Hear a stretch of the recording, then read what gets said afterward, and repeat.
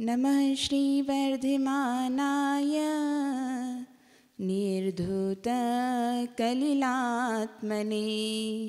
सालोकानां त्रिलोकानां यद्विद्यादर्पणायते वर्धत्वं गुणिवर्धमाने गुरव कुर्वन्तु विश्वे हितं वर्धत्वं जिनवर्धमान समयं नश्यन्तु दुःखं भयं वर्धत्वं सुखमात्मजात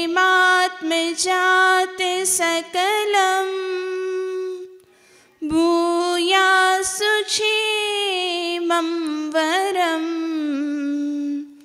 वर्धत्वं कुशलं महज्जगति वै योगं सुरत्नत्रयम्।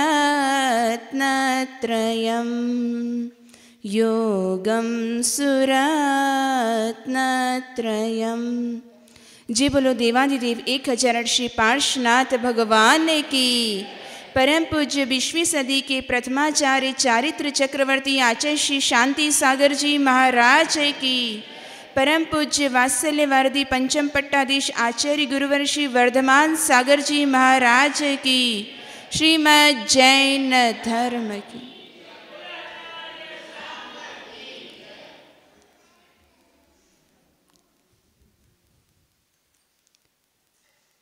एक प्रश्न उपस्थित हुआ कि हमें जो ये मनुष्य पर्याय प्राप्त हुई है, तो इस मनुष्य पर्याय को प्राप्त होने के कारण क्या है?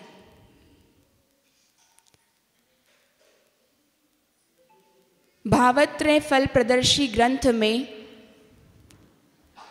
परम पूज्य आचार्य देव कुंथु सागर जी महाराज जी ने इस ग्रंथ की रचना करी है, जो कि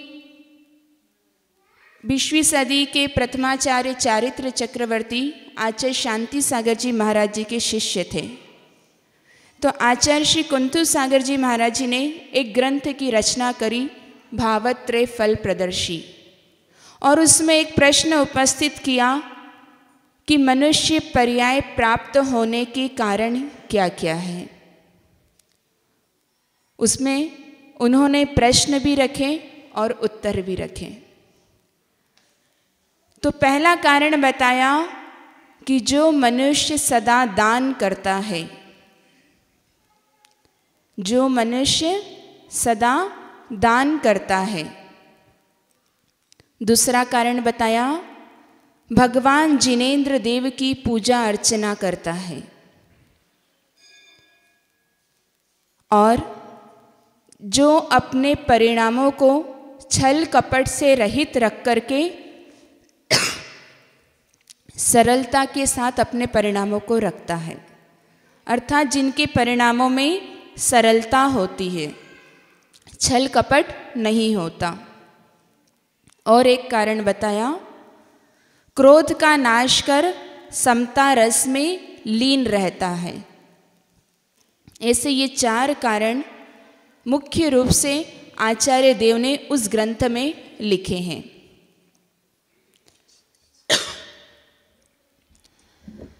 तो आज हम सबसे पहले कारण पे चर्चा करेंगे कि जो मनुष्य सदा दान देता रहता है, उन्हें मनुष्य पर्याय मिलती है। आज तो हमें मनुष्य पर्याय मिली है, अगर अगले भवों में भी हमें मनुष्य पर्याय प्राप्त करना है, तो श्रावक का सबसे मुख्य कर्तव्य होता है दान देना। तो अब दान कैसे देना, किसको देना, किसके साथ देना, किस प्रकार देना, कब देना, कहाँ देना, इत्यादि अनेक प्रश्न हमारे मन में उपस्थित हो सकते हैं। आप सभी श्रावक हैं और श्रावकों का मुख्य कर्तव्य ही दान देना होता है। तो दान 4 प्रकार के बतलाए गए हैं। कौन से होते हैं दान? आहार दान, औषध दान, अभय दान और शास्त्र दान। तो ये 4 प्रकार के दानों का वर्णन आचार्य देव ने हमारे आगम ग्रंथों में किया है। तो आज हम चर्चा करेंगे कि जो आहार दान है, आहार दान देते समय दाता के अंदर क्या गुण होने चाहिए। बाकी तो आप सभी लोगों को पता है, लेकिन आज इन गुणों की चर्चा करेंगे कि दान देते समय हमारे अंदर क्या गुण होना चाहिए, क्या परिणाम होना चाहिए, क्या भाव होना चाहिए। क्योंकि जब तक ये हमारे समझ में नहीं आएगा, हमें पुण्य का आश्रव नहीं होगा। आप कर तो रहे हैं शुभ क्रिया, लेकिन आश्रव किसका होगा? पाप का। क्योंकि हमें पता ही नहीं है कि हमारे अंदर क्या क्या गुण होने चाहिए। गुण तो हमारी आत्मा में हैं, लेकिन हम उसे प्रकट नहीं कर पाते। किसके कारण? प्रमाद के कारण। तो आज पहला गुण है श्रद्धा। दाता के अंदर क्या होनी चाहिए? श्रद्धा। बोलो आप सब लोग, क्या होनी चाहिए? श्रद्धा होनी चाहिए। जो दाता आपके घर में आए हैं, जिन्हें आपने नवदा भक्ति से पड़गाहन करके पढ़ाया है, उनके प्रति आपकी श्रद्धा है कि नहीं? सबसे पहले अपने मन से प्रश्न कीजिए। या सिर्फ लोक व्यवहार में कि पारसोला में ऐसा होता है कि नंबर से चौके मिलते हैं, अभी इस एरिया के चौके के नंबर चल रहे हैं, फिर उस एरिया में चलेंगे, तो सिर्फ इसीलिए हमने चौका लगा लिया, हमारे अंदर श्रद्धा है ही नहीं। ऐसा तो नहीं है, होता है कभी कभी मन में। तो पहला गुण होना चाहिए श्रद्धा, कि हमारे जो वीतरागी सर्वज्ञ हितोपदेशी जिनेंद्र भगवान ने गुरु बताए हैं, वैसे गुरु के प्रति हमारी श्रद्धा होनी चाहिए। जो साधु आपके नगर में आए हैं, उनके प्रति आपकी श्रद्धा होनी चाहिए। तर्क वितर्क नहीं होने चाहिए। बस पहला गुण श्रद्धा। पूरी भक्ति भाव और श्रद्धा के साथ आप उन्हें आहार दें, उत्साह के साथ, उमंग के साथ कि आज मेरा पुण्य का उदय आया है, ऐसे भाव मन में आने चाहिए। दूसरा गुण बोला संतोष। बहुत कठिन है, कठिन है ना? और पारसोला वालों के लिए तो और भी कठिन है, क्योंकि जिस दिन से चौका लगता है उस दिन से इंतजार रहता है किसका आहार हो? बड़े महाराज जी का। तो संतोष गुण होना चाहिए। हम अगर हमारे घर पर चौका लगा रहे हैं तो ये भाव होना चाहिए कि 3 कम 9 करोड़ मुनिराजों का आज हम पड़गाहन कर रहे हैं। इतना संतोष धारण करके रखना है। आचार्य श्री आ गए तो बहुत उत्साह, और कोई छुल्लक जी या माता जी आ गए तो सब उत्साह में। ऐसे भाव कभी नहीं लेकर के आना। जब भी आप दिगंबर मुनिराज, माता जी, छुल्लक जी इनको पढ़ाओ तो उत्साह रखना, संतोष रखना कि आज हमने इनका आहार करवाया है, कल हमारे घर आचार्य श्री का आहार होगा। ये संतोष भाव रखना। अगर आप संतोष गुण को अपने अंदर रखेंगे तो आपको पुण्य का आश्रय होगा। फिर तीसरा बताया विज्ञान। विज्ञान मतलब ज्ञान होना कि कौन सी वस्तु के बाद आहार में कौन सी वस्तु दी जाती है। अभी मौसम कैसा है और आप रोज उड़द की दाल और दाल बाटी बना के खिलाते रहो तो फिर क्या होगा? पानी की प्यास लगेगी। और महाराज जी, माता जी 24 घंटे में कितनी बार पानी लेते हैं? और आप लोग? हाँ, बहुत बार। तो फिर ये विज्ञान, ये ज्ञान हमको होना चाहिए कि अभी मौसम कौन सा है, अभी कौन सी ऋतु चल रही है, अभी महाराज जी का स्वास्थ्य कैसा है। अगर आपको डॉक्टर बोलता है कि आपको ब्लड प्रेशर की बीमारी है तो आप क्या करेंगे?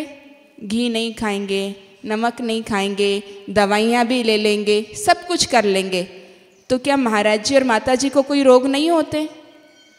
लेकिन हम तो महाराज जी हमारे घर आए तो बढ़िया 2-3 लड्डू और अच्छी दाल और बाटी खिलाएंगे, उसके बिना तो आहार हो ही नहीं सकता।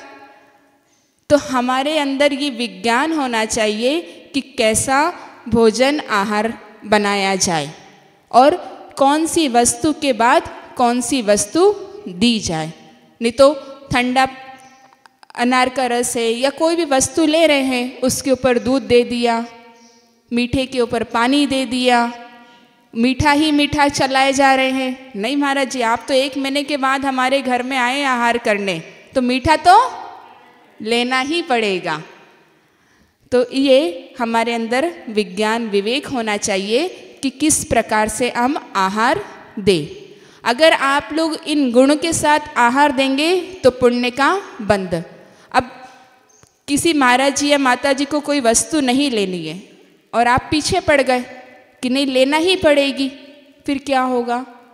हमारे मन में भी क्षोभ होगा कि ये दाता तो समझ ही नहीं रहा है। तो उस व्यवस्था से अगर आप आहार देंगे तो पुण्य का बंध कर पाएंगे। कितने गुण हो गए बताओ एक बार? श्रद्धा, संतोष और विज्ञान। अब चौथा कौन सा है? लोभ का अभाव। कि सिर्फ चौके में बहुत सारे श्रावक हैं, अब मैं ही आहार देते रहूं। थोड़ा लोभ का अभाव होना चाहिए, सभी को मौका मिले, सभी लोग आहार दें। नहीं तो कोई जम करके खड़ा हो जाता है या बैठ जाते हैं तो वो उठने का नाम ही नहीं लेते।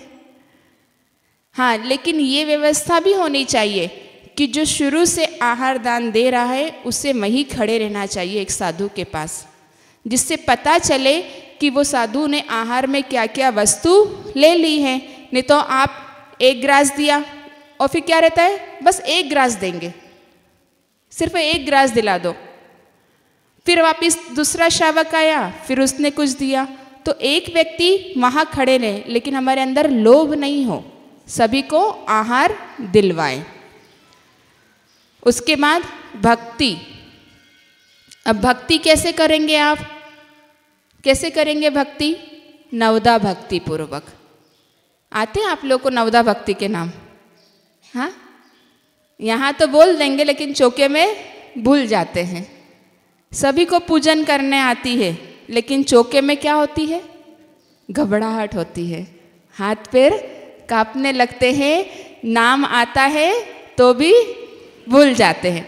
और फिर महाराज जी माता जी हम तो श्रावक है, क्षमा कर दीजिए, हम लोग क्या है भोले श्रावक है, घबरा जाते हैं, ऐसा बोल करके अपना पल्ला झाड़ देते हैं। अब क्या करेंगे महाराज जी, चौके में तो आ ही गए हैं, या तो बाहर निकल के वापस चले जाएं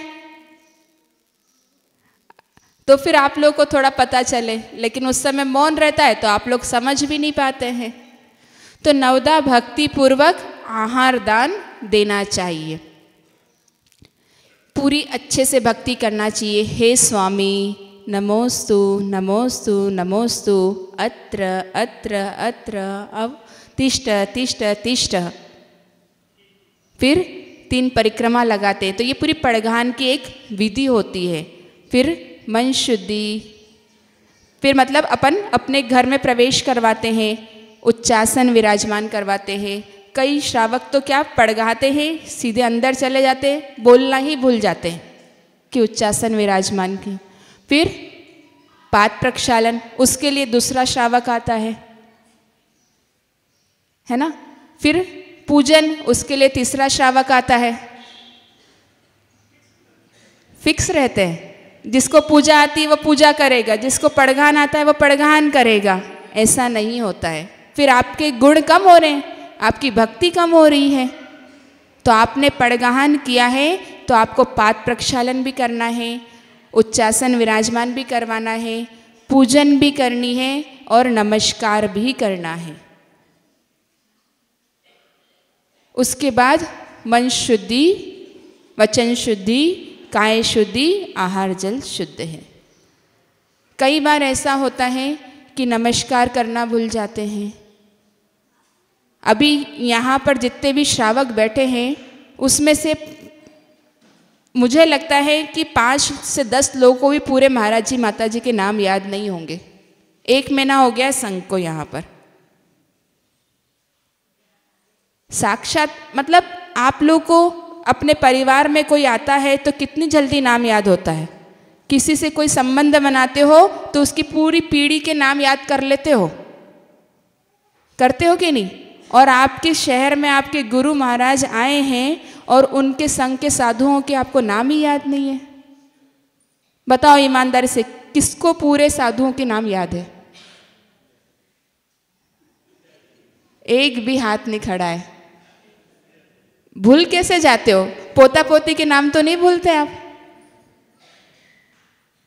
हम लोगों ने वहां पर अपना क्या चल जाएगा, चलता है, नहीं भी नाम बोलेंगे तो भी चल जाएगा, ऐसा बना लिया।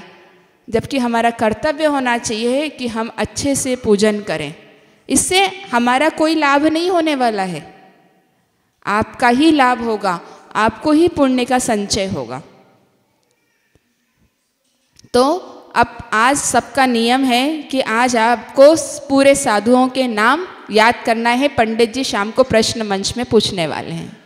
प्रश्न आउट कर दिया पहले ही। तो ये क्या हुआ? भक्ति, हमारे अंदर कैसी भक्ति है, तो ये चौथा 5वां गुण हो गया। फिर सत्य, सत्य बोल करके आहार दान देना। कई बार प्रमाद के कारण, लोभ के कारण हम लोग झूठ बोल जाते हैं। पूछते हैं ये वस्तु कितने दिन की है, आज बनाई है, कल बनाई है। अब महाराज जी को अगर हम सही बता देंगे तो महाराज जी क्या होगा? चले जाएंगे या लेंगे नहीं, तो हम लोग झूठ बोल देते हैं। बोलते हैं पता है कोई वस्तु थोड़ी होती है, नहीं अभी रखी और रखी है, ऐसा बोल देते हैं। पता तो चल जाता है कि आपके चौके में कितनी वस्तु है, लेकिन हम सत्य नहीं बोलते। जिस दिन आपने उस वस्तु को मतलब आज चौका लगाया है तो आज सुबह ही बनाना है और मर्यादा का विशेष ध्यान रखना है। पता है कैसी, कितने दिन की मर्यादा होती है? कितने दिन की होती है? ठंडी में कितने दिन की होती है? गर्मी में और बारिश में? ये सब मर्यादाओं का ध्यान रखना है सभी को, क्योंकि यहाँ पर सभी श्रावक बैठे हैं, सभी के घर में चौके लगेंगे। तो इसलिए आज आपको बता रहे हैं कि आने वाले समय में जब भी आप चौका लगाएं तो इन सभी बातों का विशेष करके ध्यान रखें। अभी कितने सारे श्रावकों को पानी छानना भी नहीं आता है। अभी बोलेंगे पानी छान करके बताओ, तो अपने जेब में से एक रुमाल निकालेंगे और उससे पानी छान करके दे देंगे। घर में बोलते पानी छान करके पीना, तो बोले हमारे वहाँ पर पानी की थैली लगी हुई है, उससे पानी आता है और हम लोग पी लेते हैं। अब वो थैली कितने दिन की बंधी हुई है? 1 महीने की, 8 दिन की, 2 दिन की, 4 दिन की, कुछ पता ही नहीं है। उसको पानी छानना नहीं बोलते हैं। वो तो और उसमें जो जीव मर गए ना, उसका स्पर्शित पानी आप लोग सेवन कर रहे हो। उस थैली में जो जीवों का घात हो चुका है वो पानी उससे आ रहा है और आप उसको पी रहे हैं। तो बताओ कहाँ है आपका पानी छानना? सबसे पहला कर्तव्य बताया है कि पानी छान करके पीना। तो पानी छानने की विधि भी हम सभी को पता होनी चाहिए। तो सत्य बोलना है, जो बनाया है, जैसा बनाया है वो ही बताना है। उसमें क्या क्या वस्तु है, ये सब चीज़ों का हमें ज्ञान होना चाहिए। और झूठ नहीं बोलना। अगर आप लोग झूठ बोल करके आहार देंगे तो तीव्र पाप कर्म का आपको आश्रय होगा। ये पता नहीं चलेगा, लेकिन आपका कर्म बंध जाएगा। उसके बाद क्षमा,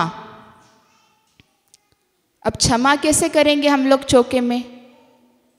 तो क्षमा का अर्थ है क्रोध का त्याग करना है। उस समय होता है कोई प्रसंग आ जाए और आपको किसी ने गुस्सा दिला दिया, तो उस समय शांति भाव धारण करके रखना है। कोई दाता ने एक दूसरे को बोल दिया, अरे ये तुम क्या कर रहे हो, ऐसा नहीं, इस तरह से कोई भी निमित्त मिल जाए तो उस समय आपको शांति भाव धारण करना है। अगर आप लोग क्रोधपूर्वक आहार देंगे तो फिर जिन्हें आहार दे रहे हैं उनके मन में भी वैसा ही आहार जाएगा।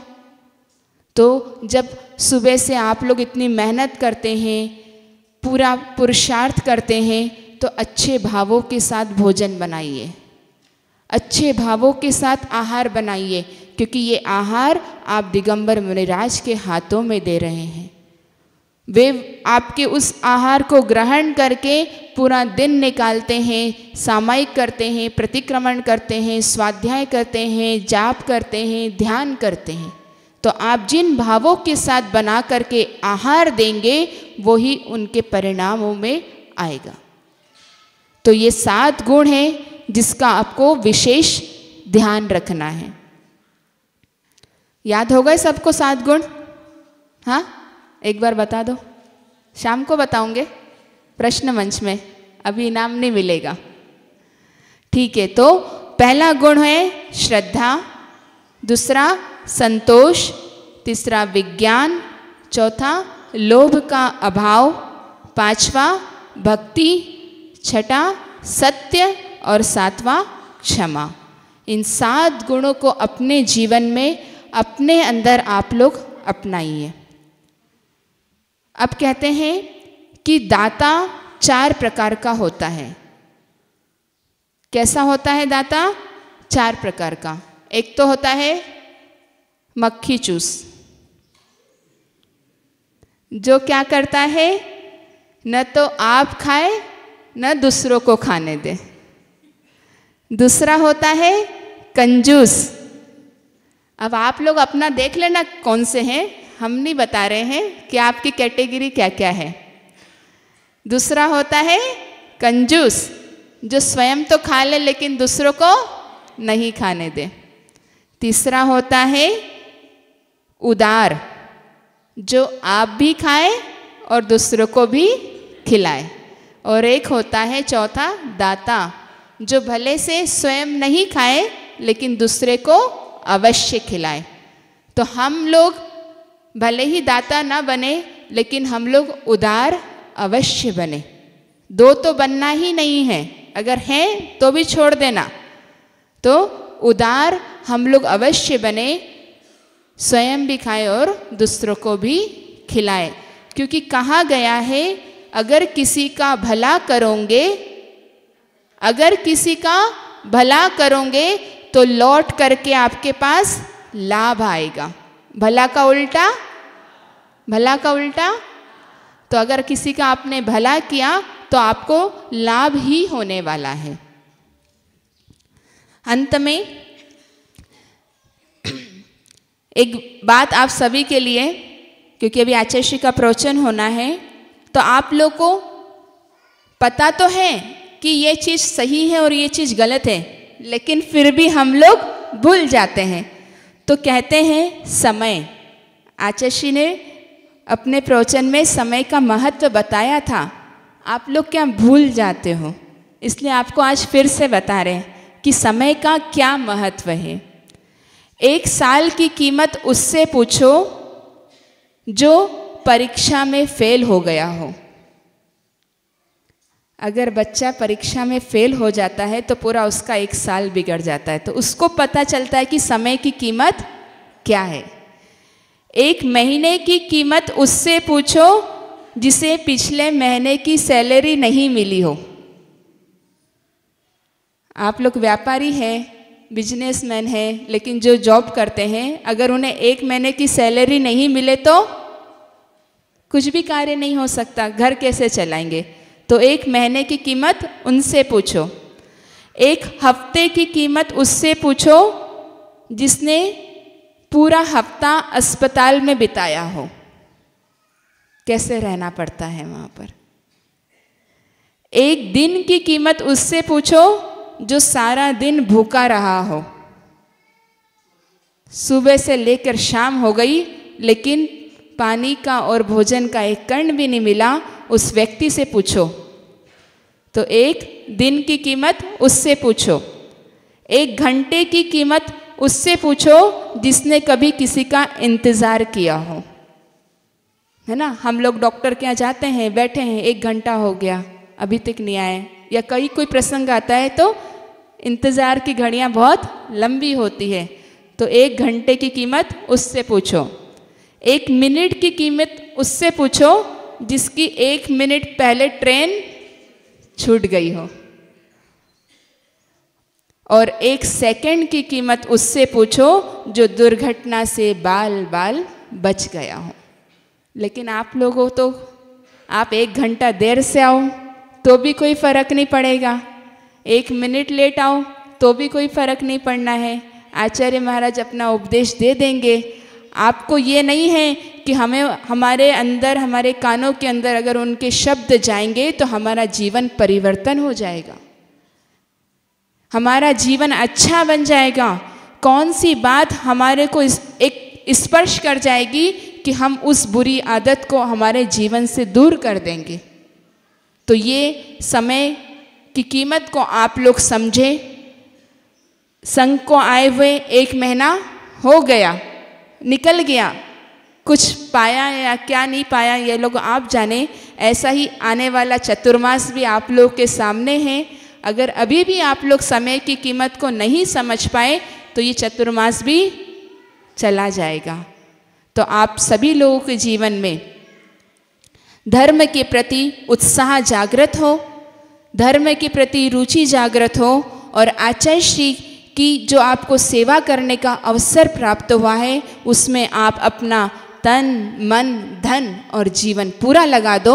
इन्हीं मंगलमय भावनाओं के साथ जय बोलो परम पूज्य आचार्य गुरुवंशी वर्धमान सागर जी महाराज की।